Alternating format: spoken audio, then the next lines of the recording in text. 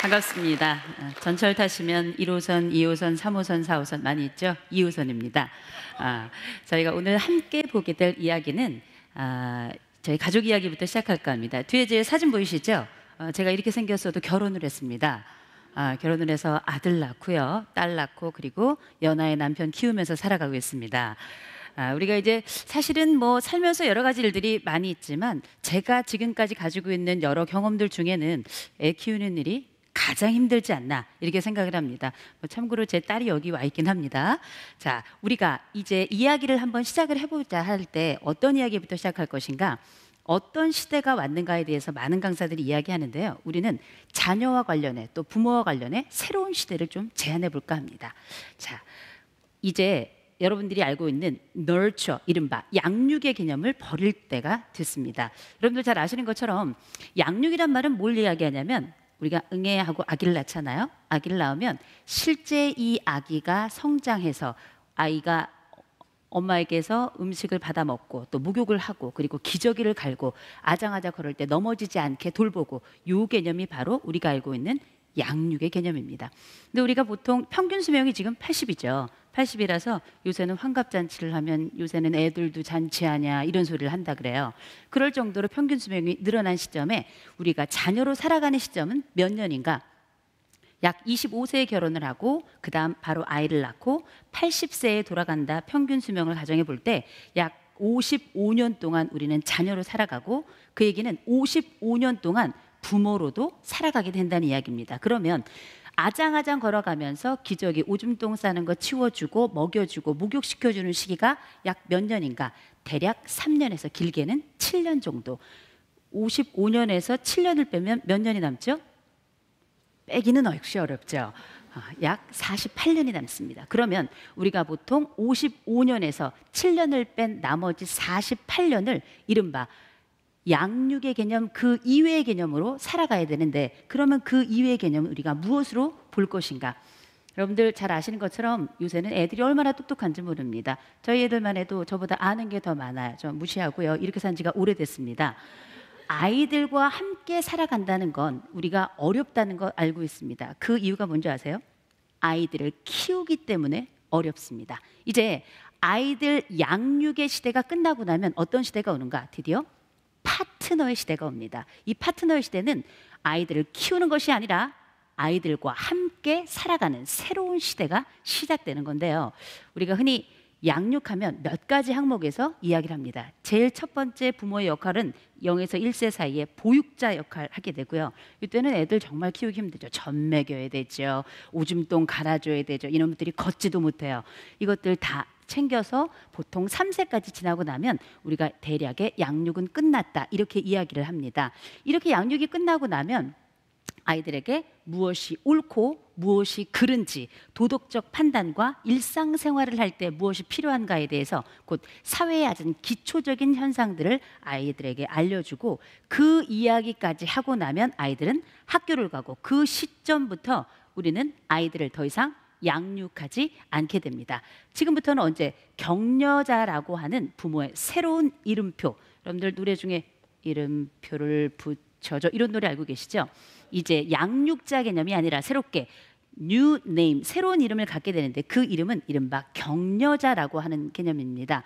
우리가 격려라고 하는 건 영어로 courage, encourage, 곧 용기를 불어넣는다 이런 의미를 가지고 있는데, 용기를 불어넣을 때는 이른바 우리들이 그 전에 가지고 있던 양육의 개념이 상하, 이른바 나이가 많고 경력이 많고 모든 것을 해줄 수 있는 부모와 그렇지 못한 자녀와의 관계, 이른바 상하의 관계였다면, 지금부터 격려자의 역할부터는 이른바 좌우, 이른바 수평 관계에서 아이들과의 만남이 시작되는 시점이라고 볼 수 있습니다. 이 시점에서부터는 완전히 다른 역할을 하게 되는데, 이 역할이 보통 아이들이 청소년기를 맞게 되는 12세에서 20세에 도달하게 되면 상담자라고 하는 부모의 완전히 다른 이름으로 대치되게 됩니다. 여러분들 잘 아시는 것처럼 상담자라는 건 결국 뭐냐? 상하 관계에서 어떤 명령이나 통제나 조정을 하는 것이 아니라 함께 가면서 그 사람의 그림자를 읽어주는 사람이 바로 상담자거든요. 이 역할을 이제 부모가 시작할 시점, 이때부터가 본격적으로, 그러나 그 전조는 이미 7세에서부터 아이들과의 관계는 새로운 패턴으로 들어가야 된다 볼 수 있습니다. 그런데 이렇게 하고 애들 양육이 끝나면 좋겠지만 실제 우리는 아이들을 더 늙어서까지 보게 됩니다. 20세에서 40세라면 애들이 크다못해 이제 늙어가죠. 여기 보니까 많이들 늙은 자녀들이 많이 있어요. 보통 우리가 이 정도가 되면 새로운 자녀들에게도 새로운 이름이 붙습니다. 그게 뭐냐? 보통 이제 40세 정도가 되면은 다들 결혼을 해서 독립을 했겠거니 생각을 하지만 요새는 30이 넘도록 시집장가 안 가고 부모들 등쳐먹고 사는 자녀들이 굉장히 많습니다. 이런 자녀들이 일명 등처족이다 이렇게 부릅니다.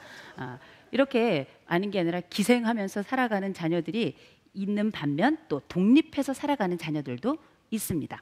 이런 자녀들과 함께 사는 건 역시 부모의 중요한 역할 패턴 중에 하나인데 그때의 양육은 의미가 없죠. 어떻게? 완전히 새로운 이름, 함께 살아가며 동반자로 살아가는 개념이 필요하게 되는데요. 이른바 7세에서부터 아이들이 성장해서 늙어가는 시점까지는 지금은 부모의 역할이 양육자가 아니라 완전히 새로운 이른바 파트너, 그리고 그 부모의 역할은 무엇인가? 이 파트너와 함께하는 파트너십이라는 것을 알고 지내는 게 바로 부모의 중요한 역할 중에 하나라고 할 수 있습니다. 우리가 이른바 아이들을 키우면서 늘 관심 갖는 게 뭐냐? 좋은 대학 가는 겁니다. 여기 지금 좋은 대학 다니는 학생들 굉장히 많은데요. 그런데 사실 우리가 55년 자녀로 살아갈 동안에 학생으로 살아가는 기간이 얼마나 되는가? 이 생각을 한번 해봐야 됩니다. 우리가 보통 평균 수명을 80으로 했을 때 대개 우리가 학생으로 살아가는 기간은 22년 정도가 됩니다. 이때 22년은 석박사를 다 마칠 때까지의 기간이에요. 석박사를 다 마칠 때까지. 그러면 나머지 우리가 현재 100세 시대를 살고 있다고 생각해 볼 때 80년은 뭘로 살아가는가? 사람으로 살아갑니다. 그러면 학생은 사람이 아니냐? 학생은 사람이 아닙니다. 공부기계죠 거의. 그런데 나머지 4배에 해당되는 사람으로 살아가는 기간을 모두 배제해 놓고 우리 부모들이 뭘 하고 있는가?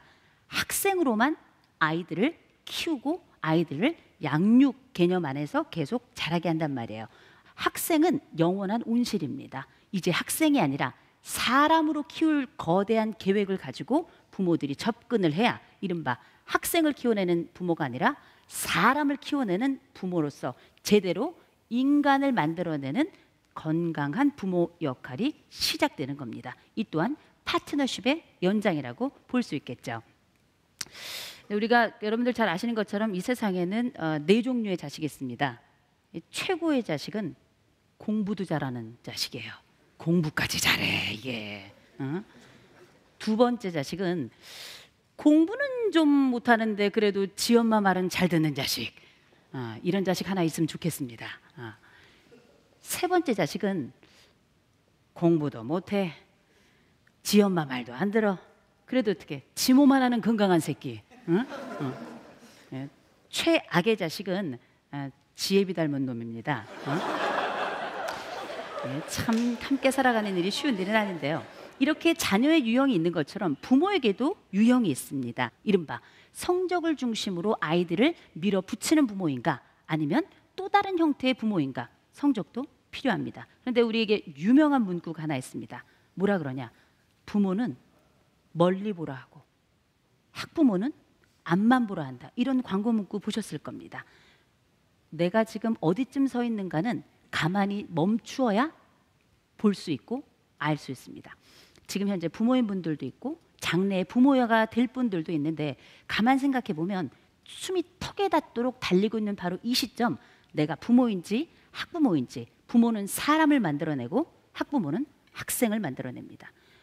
학부모는 아이들을 양육하고 그리고 부모는 아이들을 파트너로 생각하며 함께 살아가는 동지적 결합을 하는 주체가 바로 부모라고 할 수 있겠죠. 우리가 알고 있는지 모르시겠는데요. 요새는 자녀 교육 학원 너무 많습니다. 아마 두 집 건너 한 집은 다 학원인 것 같아요. 그렇죠? 학원 선생님들 존경합니다. 어떻게 그렇게 많이 차리셨는지. 중요한 건 뭐냐?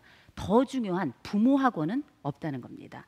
최근에 그래도 대학을 중심으로 부모 교육이라는 과목이 일어나고 있고요. 또 교회나 학원, 성당 이런 종교기관을 중심으로 부모 교육이 굉장히 활성화되고 있는데요. 이렇게 활성화되고 있는 부모 교육이 아직까지는 굉장히 미미한 상태입니다. 자, 그러면 실제 우리는 어떤 사람들이었는가? 한 번도 우리는 부모인 적이 없습니다. 제가 애가 둘이 있는데요. 남편까지 하면 셋이 애가 있는데 그중에서 아이를 첫 아이를 딱 낳는데 저는 깜짝 놀랐습니다. 제가 그래도 석사, 박사 또 상담학 공부하면서 아이를 좀 안다 생각했는데 처음으로 아기를 낳는데 어떻게 해야 되는 줄 모르겠는 거예요. 첫 아이에겐 정말 힘든 세월이었을 거라 생각합니다. 둘째를 낳습니다. 난 또 둘째는 처음 낳았어. 그렇죠. 사람은 한 번도 셋째도 낳아본 적이 없습니다. 낳아보니까 처음이야. 거기다가 저희 지금 둘째가 초등학교 4학년인데 저는 초등학교 4학년 둘째는 또 처음 키워봐요. 아주 깜짝깜짝 놀랍니다. 한 번도 부모 교육을 저도 받아본 적이 없기 때문이죠. 이뿐만이 아닙니다. 우리가 부모 교육을 받아보지 못한 이유는 우리의 부모님 때문이기도 해요. 왜?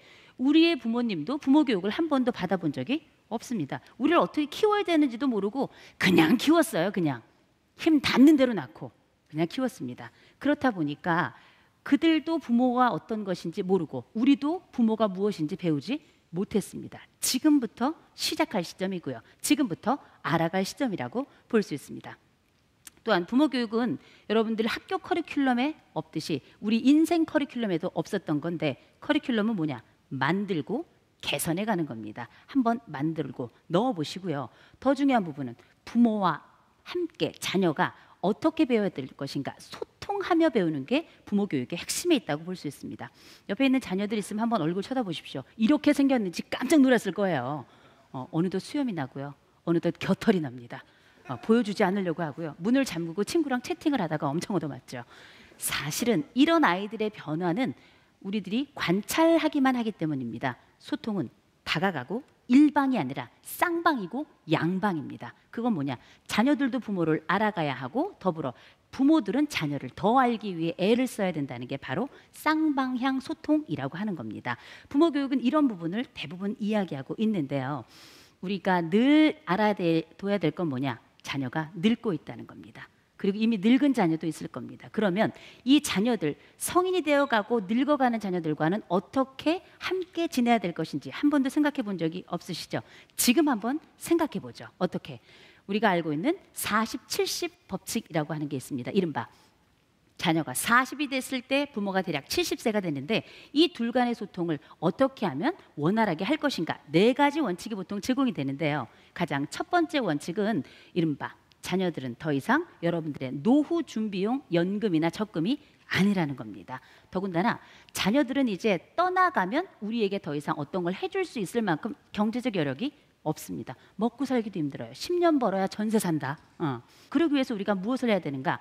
자녀 중심의 삶이 아니라 이제는 어떻게? 부부 중심의 삶을 준비해야 됩니다. 부모 교육에 있어서는 알아야 될 게 뭐냐? 부부가 건강해야 자녀가 건강하다는 겁니다. 노년기에 들어서도 똑같이 부부의 행복을 보고 자녀들은 노년을 계획하고 노년의 삶을 준비하게 되는 거죠.